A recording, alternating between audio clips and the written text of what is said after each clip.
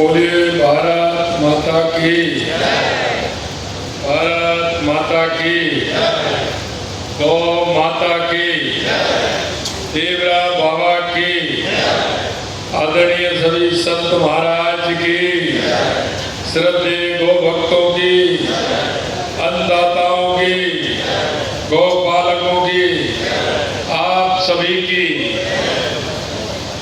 आज के इस गौ महाकुंभ के इस कार्यक्रम में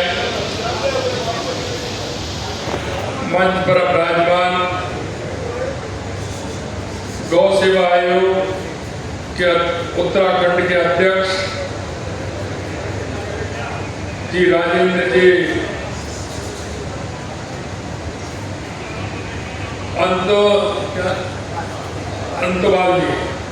अंतवाल जी, गौ सेवा आयोग के अध्यक्ष उत्तर प्रदेश श्यामयानी गुप्ता जी, हमारे जयपुर जिले की जिला प्रमुख श्रीमती रमा चोपड़ा जी, कोऑर्डिनेटर गौ महाकुंभ नवरंग जी, प्रथम गोपाल रत्न अवार्डी सुरेंद्र अवाना जी, कार्यक्रम के संयोजक संजय अग्रवाल जी, परम पूज्य महाराज विमर्शानंद गिरी महाराज जी, सिपाड़ी बीकानेर, विधायक अलीगढ़ विधान परिषद सदस्य श्री ऋषिपाल सिंह जी, हमारे पार्टी के प्रवक्ता लक्ष्मीकांत भारद्वाज जी, जगबीर जी, हमारे वेस्ट इंडिया के भाई पवन जी, सभी हमारे संतगण, सभी इस कार्यक्रम में आए मेरे पूजाइयों, बुजुर्गों, नौजवान दोस्तों, माता और बहनों, सबसे पहले तो मैं आप सभी को धन्यवाद देना चाहता हूं कि एक अच्छे काम के लिए सभी यहाँ आप एकत्रित हुए हैं। दूसरा धन्यवाद मैं आयोजकों को देना चाहता हूं कि उन्होंने ये गौ महाकुंभ जो आयोजित किया है, मैं समझता हूं कि निश्चित रूप से हमारे गौ भक्तों की, गाय प्रेमियों की, हमारे पूज्य संतों की वो आत्मीयता के कारण ये गौ महाकुंभ प्रारंभ हुआ है। मैं उन सभी को जिन्होंने इसमें हिस्सा लिया है और जिन्होंने ये कार्यक्रम आयोजन किया है, मैं उन सभी को बहुत बहुत शुभकामनाएं देता हूँ, बहुत बहुत बधाई देना चाहता हूँ। क्योंकि अगर आप ये देखोगे तो ये मन की कल्पना नहीं है, ये एक हमारी संस्कृति से जुड़ा हुआ बहुत बड़ा काम आप लोगों ने किया है। मित्रों, जब हम गांव में सुबह चलते हैं और पहली जब सूरज की किरण निकलती है और हमारी आंखें खुलती हैं तो हमारे गांव में जो आवाज हमें गौ माता की सुनाई देती है वो हमारे कानों में जाती है और वो हमारी हमेशा शुभकामनाएं उनके मुंह से निकला हुआ एक रवाने का जो शब्द है वो हमारे जीवन को आगे बढ़ाने का काम करता है।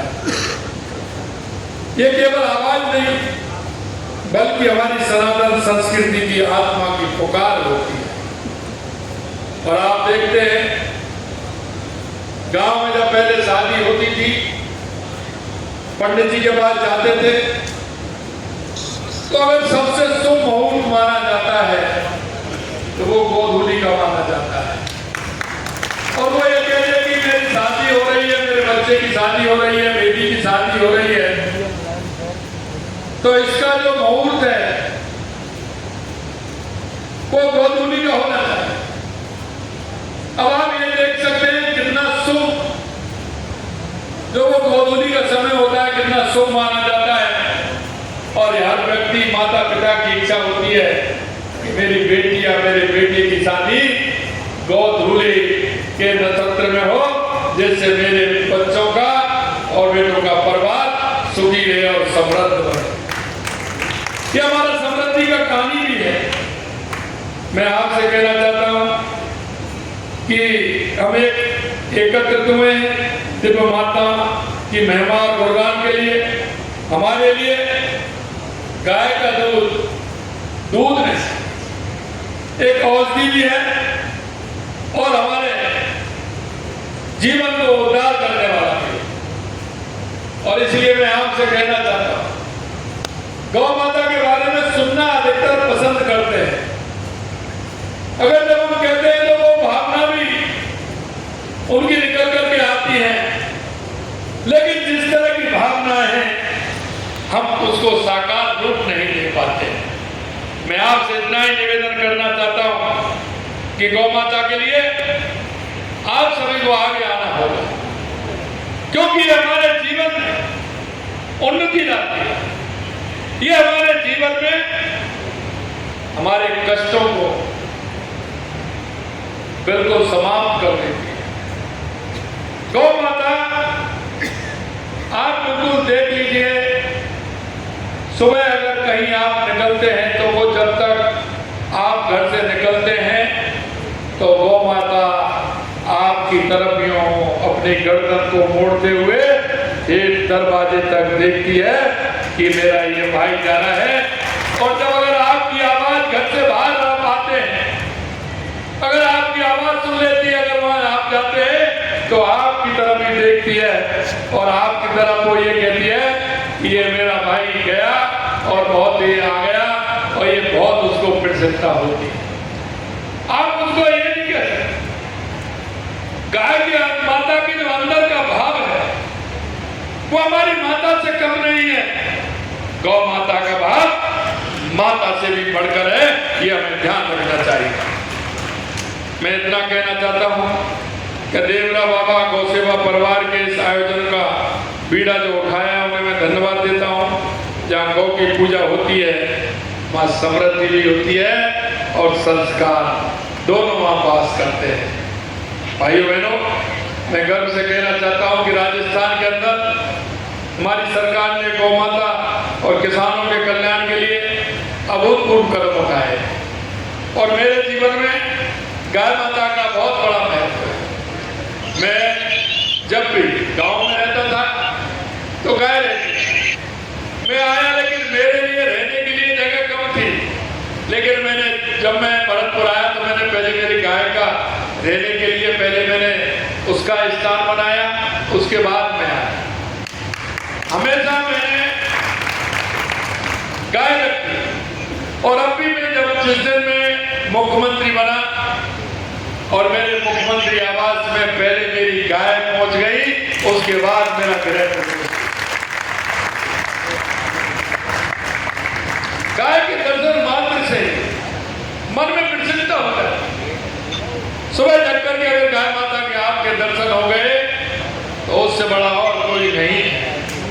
क्योंकि मैं आपको कहना चाहता हूं, हम आप आज के युग में आ गए, लेकिन हमारे बुजुर्गों से, हमारे पूर्वजों से अगर आप पूछोगे तो हमारी समृद्धि का कारण हमारी गौ माता और हमारा गौवंश रहा है।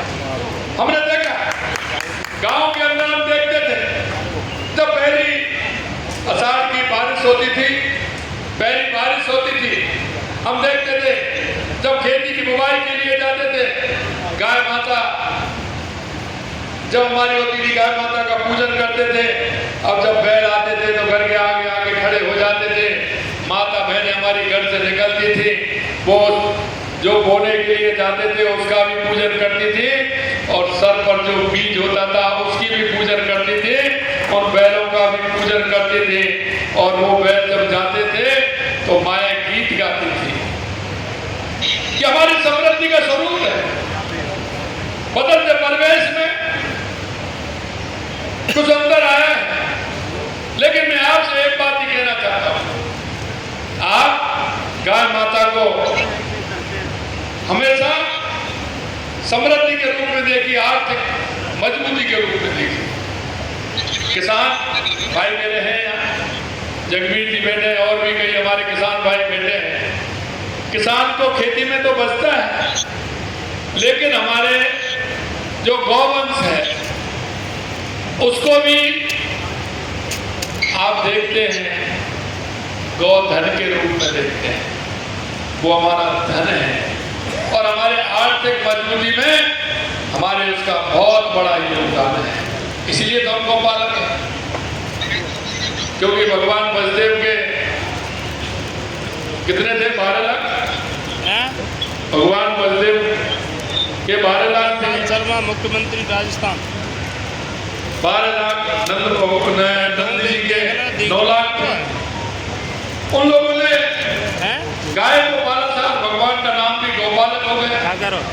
भगवान ने उन गाय को किस रूप में देखा? आप सभी देख सकते हैं। जब भगवान देख सकते हैं तो हमें हमारा भी विचार करना चाहिए और गौ माता को जो हमारा समर्पण है वो हमें करना चाहिए। सबसे पहले गाय को रोटी घर में बनती थी कि नहीं बनती थी? पहले हमारी माता बहनें जब खाना बनाती थी तो पहली चपाती किसको जाती थी?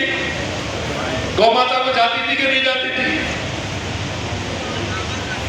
पहली चपाती हमारी जो होती थी उसको सदिया बोलते थे। सदिया बोलते हैं ना, उसको बोलते थे। और पहली जो रोटी होती थी वो गाय माता के लिए होती थी और उसको गाय माता को देकर के आते थे। आज गैस का चूल्हा है, गाय के लिए नहीं तो कुछ के घरों में तो वो गौ माता की रोटी भी नहीं बनती है। मैं आपसे इतना ही कहना चाहता हूँ, हमारे घर में जो गौ माता की रोटी बनती है आप उसका अनुमान लगा करके ही, अगर महीने के हिसाब से, साल के हिसाब से, अगर कहीं ना कहीं गौशाला में गौ माता को आप अगर समर्पण करेंगे तो निश्चित रूप से गौ माता का आशीर्वाद आपको मिलेगा। आप अपने जन्मदिन पर, आप अपने शादी की सालगिरह पर आप कहाँ जाते हैं? आप कहीं नहीं मत जाइए, आप किसी भी गौशाला में जाइए, आपको बहुत बड़ा सपोर्ट मिलेगा, बहुत बड़ा सपोर्ट मिलेगा। इसलिए मैं कहना चाहता हूँ मेरे भाई और बहनों, जब से हमारी सरकार आई हमने गौशाला के लिए बहुत काम किए हैं। हमारी सरकार ने गौशाला संवर्धन योजना के लिए 2751 करोड़ रुपए राशि का अनुदान भी दिया है और अभी हमने गाय गौशाला हमारी समृद्ध बने 100 गौशालाओं में गौकास्ट मशीनें विशेष रियायती दर पर उन्हें भी देने का काम किया है। प्रत्येक पंजीकृत गौशाला को मेरे से कहा, हमारे कई गौशाला हमारे आए क्योंकि 35 रुपए थे, उन्होंने कहा कि साहब 5 रुपए 8 रुपए बढ़ा दीजिए। मैंने 5 रुपए 8 रुपए क्यों बढ़ा दें? जितना गाय का भोजन होता है उतना करेंगे। हमने 50 रुपए गाय के लिए किया और 25 रुपए प्रतिदिन हमने बछड़े के लिए और 50 रुपए गाय के लिए किया। 341 गौशालाओं में आधारभूत सुविधाओं का निर्माण कराया गया है। नंदीशाला सहभागिता योजना के तहत पंचायत स्तर पर आधारभूत संपत्तियों के निर्माण के लिए 62 करोड़ रुपए से अधिक राशि आवंटित की गई। हमारी प्रतिबद्धता का ये प्रमाण है कि लगातार हम गाय की सेवा के लिए काम कर रहे हैं। ये किसान है, पशुपालक, हमारे अन्नदाता, पोषणदाता, दूध उत्पादकों को सही मूल्य मिले इसकी व्यवस्था के लिए दूध के लिए औसतन 864 रुपए प्रति किलो फैट का मूल्य सुनिश्चित किया गया। मुख्यमंत्री दुग्ध उत्पादक प्रोत्साहन योजना के तहत 500 करोड़ रुपए का प्रावधान किया गया है। योजना के तहत 468 करोड़ रुपए डीबीटी के माध्यम से हस्तांतरित किए जा चुके हैं और हमने किसानों की समृद्धि के लिए तो किसान सम्मान निधि की है। देश के यशस्वी प्रधानमंत्री नरेंद्र मोदी जी ने किसानों के लिए किसान सम्मान निधि की है। हमने भी उस किसान सम्मान निधि को डबल करने का काम किया है। हमने पहले 6000 से 8000 की, अब 9000 कर दी। आने वाले समय में चरणबद्ध तरीके से हम भी उसको बढ़ा करके 12000 करेंगे। 6000 से 12000 हमारी वो हो जाएगी। और इसी तरह से हमने राजस्थान में गौपालक क्रेडिट कार्ड भी देने का काम किया है। पहले हमने 1 लाख रुपए गौपालक क्रेडिट कार्ड के लिए दिया था। उसमें कुछ नहीं करना है, उसमें जमीन को भी उसमें नहीं लिखना है, कुछ नहीं करना है। आपको सिर्फ गौपालक कार्ड के लिए 1.5 लाख रुपए मिलेगा, जिससे गाय खरीदिए, घर में बच्चों को दूध पिलाइए, जिससे आने वाली पीढ़ी हमारी समृद्ध हो, मजबूत हो।